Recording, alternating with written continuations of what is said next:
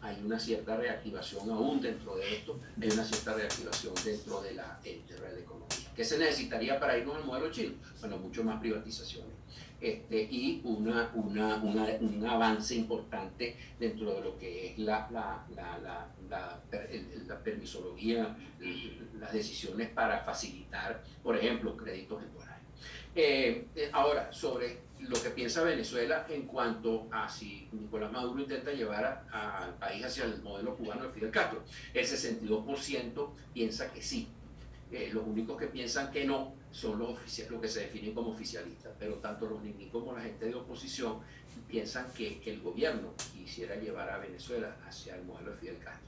¿Y cuál es su posición con respecto a que Venezuela tome como ejemplo el régimen de Fidel Castro?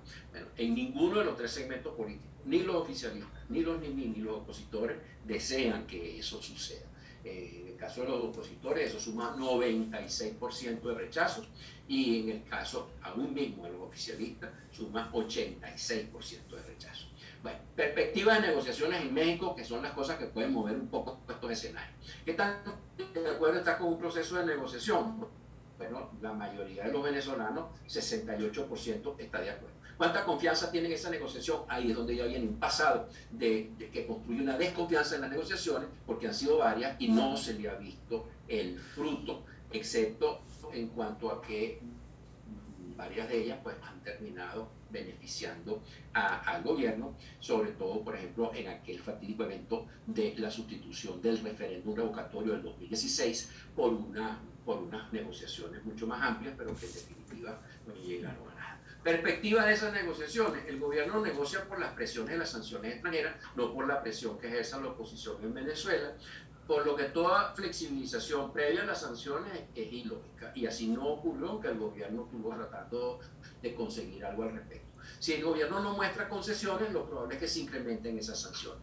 Pero estas negociaciones están enfocadas en lo político electoral, y si el gobierno está otorgando mejores condiciones electorales, pero aún con las mejores condiciones electorales y algunos triunfos de oposición, puede ser una victoria pírrica, es decir, reversible.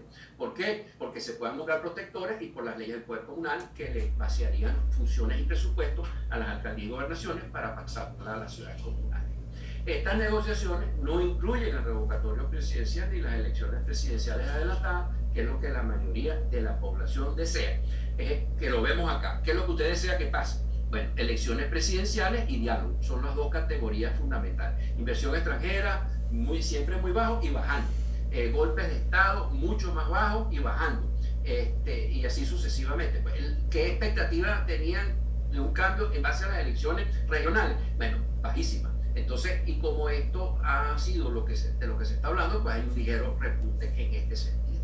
¿Y qué desea usted en cuanto a Nicolás Maduro continúe en la presidencia? El 9%. Ahora, ¿qué es lo que usted quiere que pase? ¿Qué es lo que usted cree que va a pasar? Perdón.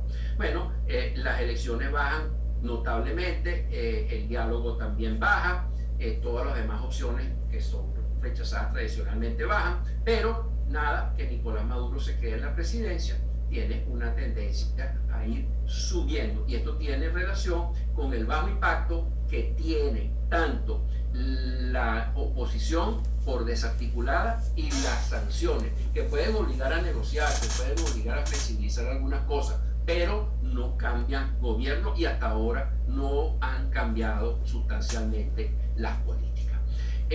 La opción frente a este cuadro de decepción anticipada es que las negociaciones sean reorientadas al plano económico, cuyos cambios son menos reversibles. Devolución de propiedades, ley de protección privada a la propiedad privada, masificar las privatizaciones de empresas del Estado, reforma de la ley de hidrocarburos y formalizar la oración de la economía.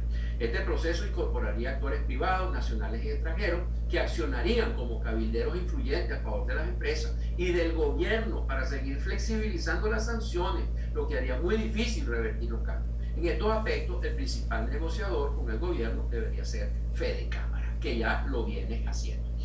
Pasamos la página a los impactos de las elecciones de noviembre. Bueno, los que están muy dispuestos a ir a votar está creciendo, y sustancialmente. Y no solamente a costa de los dispuestos, sino también a costa de los nada dispuestos y poco dispuestos que ustedes ven aquí, que vienen bajando. Es decir, podemos esperar una votación de un 35 a un 45%, y eso estaría dentro de los niveles históricos, quizás un poco más hacia el 35 que hacia el 45. Pero vemos que esto se está moviendo de manera sustancial en un sentido positivo a la participación electoral. Ahora, ¿por quién votaría? Entonces, el partido que más votos tiene sería el PSV como individuo, individualmente, con un 16,4, más algún otro partido de la esfera oficialista que suma un 16,8, el PCB, que está bastante distanciado del PSV hoy en día, 0,4, los opositores, todos estos que tiene aquí, 17,6, y los independientes, los que votarían por independientes, suman un 28%. Esto nos plantea lo siguiente: la abstención puede estar entre 55 y 65, el oficialismo con entre 15 y 25% de los votos que quedan sobre el REP, tendería a ganar entre 18 y 20 gobernaciones y entre 280 y 300 alcaldías. Es decir, entre el 75 y el 80% de los cargos. ¿Por qué esto? No porque la oposición no pueda tener más votos o mucho más votos que el oficialismo. El problema es que la oposición va dividida en casi todas las jurisdicciones, al menos en 2 y generalmente en 3, que son los 3 toleros: el L4, la Alianza Democrática, que son los partidos que fueron judicializados y que montaron una tienda paralela en función de las decisiones del Tribunal Supremo de Justicia, como en el caso de Acción Democrática, y los independientes, los tercera vía, o estos nuevos como Fuerza Vecinal, etcétera, que tienen una larga trayectoria de trabajo social y que probablemente ganen elecciones. Pero esos casos son los menos. Entonces es probable que la oposición quede con un 25 o un 20% de los cargos en estas elecciones. ¿Qué es lo que vamos a analizar? Muy interesante, que crecerá la proporción de alcaldes y gobernadores con trayectoria de trabajo social, del color que sea. Y va a haber una presión descentralizadora, porque el estado de los servicios públicos y de la reactivación de la economía es fundamental, la presión que está surgiendo en ese sentido. Y no importa que sea el gobierno de oposición, pero van a tener que ocuparse los alcaldes y gobernadores de ese tema. En cuanto a qué debe hacer la oposición, si la gente cree que debe pasar por un proceso de renovación de su liderazgo, el 82% piensa así, en todos los estratos socioeconómicos y en todas las autodefiniciones políticas. Entonces, aquí es donde viene la necesidad de ir hacia un nuevo encuadre psicológico para identificar soluciones. ¿Qué es lo que está pasando? Tenemos un debilitamiento del Estado centralizado, una minimización de la economía movida por el gasto público, que es lo tradicional. La monetización del déficit, inflación y devaluación, espacios institucionales vacíos con la inoperatividad gubernamental y de los servicios públicos, activación de voluntades locales y sectoriales en todos los bandos políticos y emigración de los centros a las periferias y retorno del campo. Esto casi que recuerda a la caída del Imperio Romano. Bueno, entonces, ese nuevo encuadro psicológico que se tendría que producir, ¿hacia dónde va? ¿Cuál es el viejo encuadre y cuál es el nuevo? El viejo encuadre es vertical. Dependemos de ese gasto público, dependemos de las decisiones, de las políticas, con poca capacidad de cambio, porque los gobiernos que hemos tenido no escuchan, versus un encuadre mucho más horizontal, mucho más abierto, mucho más participativo. Cambiar a quien gobierna, en vez de cambiar a quien gobierna, buscar cambiar a cómo se gobierna. Ocupar los mismos espacios que están ocupados, ¿no? Vamos a ocupar los espacios vacíos, que cada vez son más. Trabajábamos en función de élites divididas, bueno, vamos a tener que construir alianzas.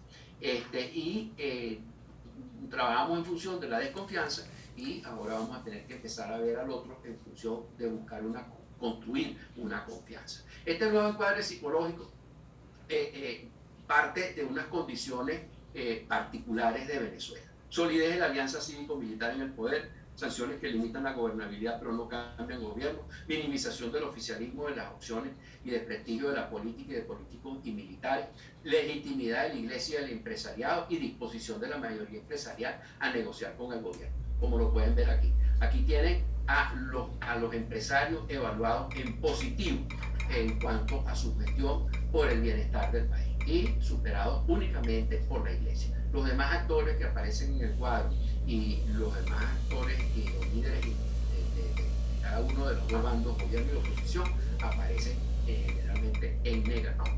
Y con respecto a las negociaciones y a esa disposición del empresariado a negociar, en esta segunda encuesta multisectorial empresarial que hicimos en mayo junio, es uno de los nuevos productos de Data Analysis, que están a sus órdenes para medir mercados B2B, pues encontramos con que un 80% de los empresarios, de los 346 empresarios encuestados, están opinando que sí, que Fedecámara es conveniente que negocie con el gobierno.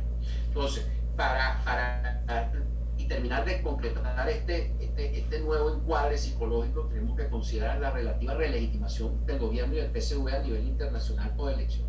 Y hay unos observadores de la Unión Europea que van a decir que las elecciones fueron realizadas en mucho mejores condiciones y que el gobierno va a ganar la mayoría. Entonces ahí tiene una fuente de relegitimación parcial, pero ahí va a haber. Y esto ya se viene moviendo, y porque ya ha habido Borrell, etcétera, ya han hecho manifestaciones algunos representantes del gobierno norteamericano que el reconocimiento de Juan Guaidó como presidente de la Asamblea Nacional pudiera terminar para el 5 de enero del año que viene. Tanto el desconocimiento de Guaidó como la eliminación de las sanciones dejan desprotegidos los activos del gobierno del exterior, o los protegen menos. Posible acceso a fuentes financieras internacionales, fuentes de presión para reestructurar la economía.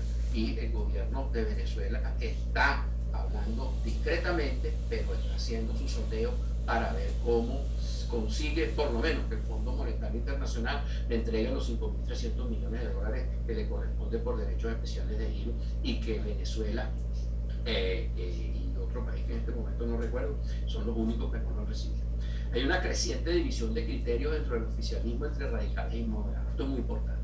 Estos moderados desean recuperar la economía tendiendo puentes con el empresariado para recuperar la gobernabilidad y evitar mayor daño de la imagen y el liderazgo oficialistas no sancionados. Entonces, en definitiva, ¿qué es lo que tenemos que ver nosotros acá? Mira, vamos a verlo en función de lo que pasó entre el norte y el sur de Italia después de la caída del Imperio Romano. El sur continuó siendo una sociedad vertical, rentista, corrupta y pobre, bajo esquemas feudales, verticales y de colonizaciones de diversos imperios que pasaron por allí.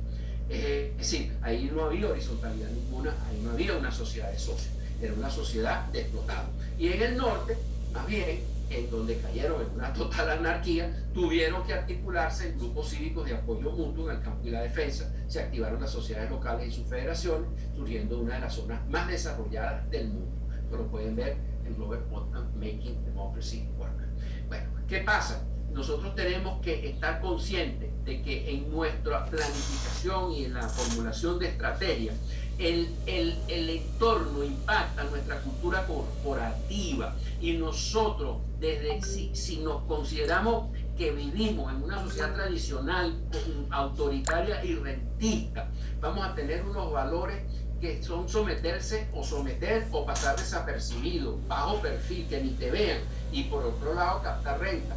Los principios son de una competencia individualista, un sálvese quien pueda, y en cuanto a lo económico, manejarse dentro de un clientelismo, amiguismo o favores, para buscar el know-who y no el know-how. Entonces, ¿qué es lo que hacemos desde ese punto de vista? Tenemos que tener cuidado de no planificar solamente en función de que el otro es el que controla, y tejer hilos verticales para ver cómo me conecto arriba para que me dé algo dentro de este reparto clientelista. No, tenemos que empezar a mezclar la necesidad de sobrevivir que nos impone la sociedad autoritaria rentista con elementos de una sociedad moderna mucho más horizontal, con elementos democráticos pluralistas y una economía de producción no rentista.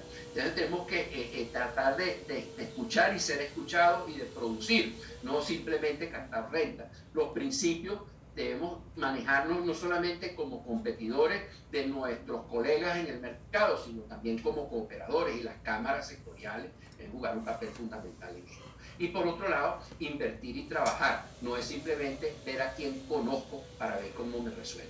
Es decir, tenemos que poner mucho más peso que tenemos puesto hasta ahora en que tenemos un locus de control interno, que lo vamos a demostrar después con algunas preguntas que hicimos en la segunda encuesta multisectorial empresarial de escenarios de data análisis, y tenemos que tejer muchos hilos verticales, mucho más alianzas, perdón, horizontales, mucho más alianzas entre los diferentes actores de los sistemas productivos. Entonces, de aquí viene este nuevo enfoque de la planificación para identificar las estrategias. ¿En qué anillos tenemos mejores oportunidades? Bueno, tenemos estos 5 anillos: el internacional, el macroeconómico y político, la cadena sectorial, el mercado y la organización.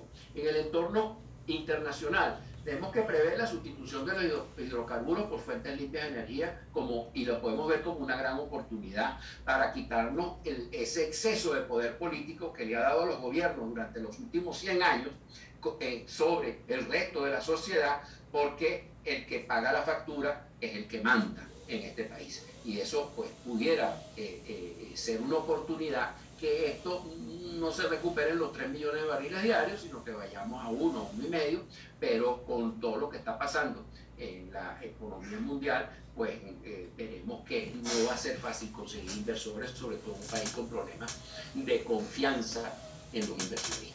Los condicionantes de la diversificación de exportaciones de bienes, servicios y desarrollo del turismo, que es muy importante, son la sobrevaluación del bolívar, que continúa, como se lo va a mostrar Gabriel Páez, la dolarización de la economía venezolana, adecuación del CENIA y la Guardia Nacional a la facilitación de las exportaciones privadas, la adecuación del cuerpo diplomático a la promoción de exportaciones venezolanas e inversión extranjera, las posturas políticas reaccionarias de diversos sectores que no les interesa salir del rentismo, porque en ese reparto ellos opinan que les toque más que a nosotros, que es lo que tiene 100 años ocurriendo. En definitiva, la diversificación de las exportaciones y el turismo inducen la pluralización de la democracia venezolana, y por eso este modelo no está ajeno de quienes se opongan a esta transformación, que en el fondo fue lo que trató de hacer Carlos Andrés Pérez II, pero le salieron en el camino sus propios compañeros de partido. Bueno, en cuanto al resto del análisis, vamos a ver muchos detalles de la encuesta multisectorial empresarial. En cuanto a dolarización, vemos que la mayoría de las empresas reciben pagos de proveedores y por otro lado pagan a sus proveedores, es decir, alrededor de un 68% de las operaciones, ponderando todo esto, de las operaciones de las empresas se están haciendo en dólares. A nivel individual, y esta es la ONU Nacional de Data Análisis, bueno, vemos como un aumento significativo de los que sí han pagado o recibido dólares. Vemos como un aumento desde noviembre del 2019 hasta hoy, en 2 años casi, de 27 a 61% se ha elevado este porcentaje. ¿Usted cree, se preguntó también al empresariado, usted cree que la dolarización debe ser oficializada y manteniendo también el bolívar tipo Panamá, o más bien eliminando el bolívar y tener una sola moneda en el dólar tipo Ecuador? Bueno, 58% tipo Panamá, mantener el bolívar pero formalizar la dolarización, y 34% tener solamente el dólar. Los únicos que opinan que no se debe dolarizar es el 5,5%. Yo creo que en esto tiene bastante razón. Buscar una mayor dolarización, sea cualquiera de las dos fórmulas, pero es necesario tener un orden monetario mucho mayor que nos daría ese avance de la dolarización. En cuanto a las variables de entorno nacional, ¿cuáles son las 3 que más dificultan la marcha de su empresa? Bueno, la inflación, la incertidumbre política, la caída del PIB, la escasez de crédito bancario, excesivos tributos fiscales, escasez de diésel y gasolina, etc. Y ahí hay algo muy interesante, y es que cuando cruza por los sectores que responden la encuesta, que son agroindustria, el sector manufactura, comercio y servicio y tecnológico, encontramos, sí, por ejemplo, inflación, incertidumbre política, etcétera, tiene un peso en todo. Pero, por ejemplo, la caída del PIB parece afectar más a la manufactura. En el caso del sector primario, lo que más afecta son la escasez de crédito bancario y la escasez de gasolina y de diésel. En cambio, al sector tecnológico lo que le es más particular son las fallas, obviamente, las fallas en las telecomunicaciones, y lo afecta también la incertidumbre política. Entonces, frente a ese entorno en el cual es tan difícil poder tener influencia porque el otro lado no escucha, ¿qué hago? Bueno, vamos a buscar soluciones en otros anillos de entorno. Y es que los hay. Bueno, sí los hay. La primera respuesta es la siguiente.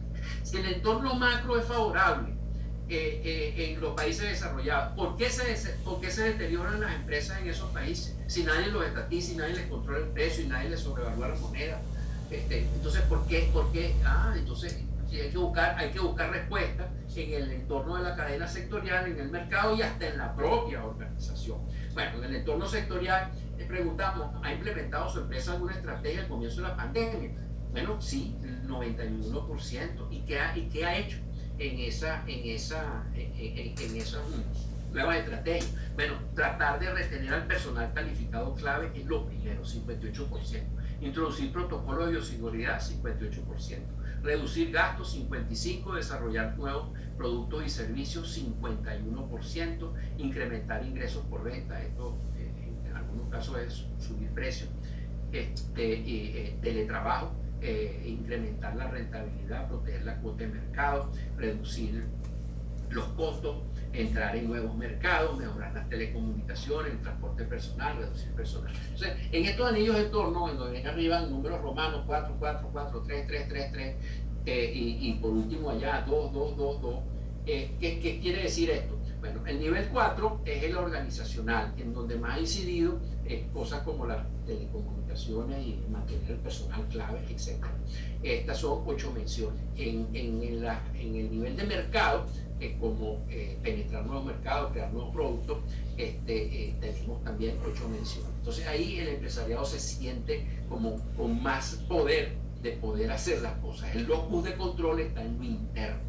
En el nivel sectorial, que creo que hay que trabajar mucho más en nuestros distribuidores, en nuestros proveedores de tecnología, etcétera, y entes reguladores, creo que 4 menciones uno debería en el tiempo aspirar a que eso crezca. Y no hay menciones sobre el entorno macro, que obviamente es muy difícil de manejar. El entorno mercado, preguntamos si han aumentado o disminuido sus ventas. Bueno, la buenísima noticia es que prácticamente el 40% ha aumentado sus ventas y el 60% las ha disminuido, pero no todas en una situación catastrófica.